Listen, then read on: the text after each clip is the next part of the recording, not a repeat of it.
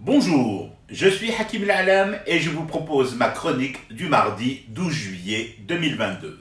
Elle s'intitule « Mais comment on va faire? Comment ?»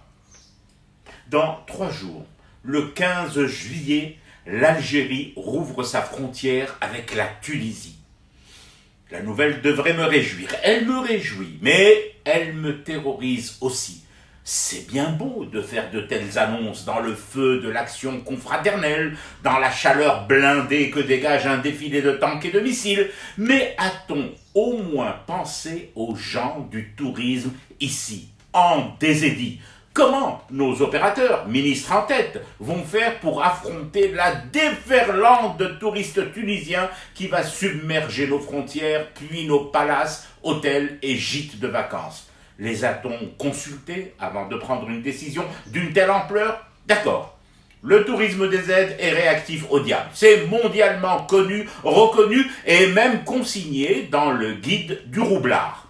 Il est opérationnel 12 mois sur 12, surtout le 13e, payé rubis sur ongle, verni. Mais tout de même, je n'ose imaginer ces longues files de voitures immatriculées en Tunisie et qui vont s'agglutiner à nos portes, créer des embouteillages monstres à Al-Khala, à Annaba et sur l'immense, belle et parfaite autoroute Est-Ouest menant vers les Côtes d'Or qui jalonnent le pays et regorgent de lieux d'hébergement les uns plus attirants et attrayants que les autres. Comment juguler tout cela, ces flux incessants en quelques heures?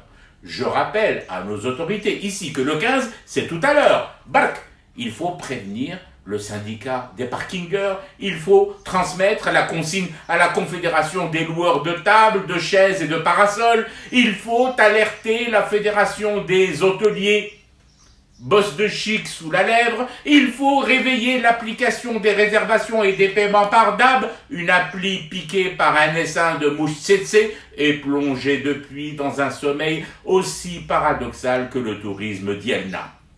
En clair, il faut faire un tas de choses et le temps presse. Les frères tunisiens ont beau être frères, ils n'en sont pas moins touristes qui attendent ce moment depuis tellement longtemps, pouvoir enfin s'évader de leur triste routine, du marasme touristique dans lequel est plongé leur pays et goûter à une tranche de repos bien méritée, sur un sable fin, propre et quotidiennement traité, pouvoir se baigner dans une eau que personne ne confondrait avec un pressing 7 jours sur 7.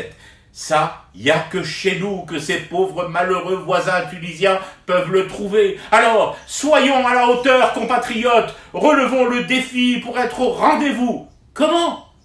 Vous me demandez comment?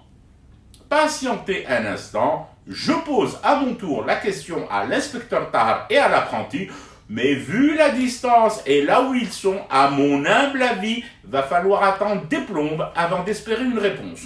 Je vous propose, en attendant, de fumer du thé pour rester éveillé à notre cauchemar qui continue.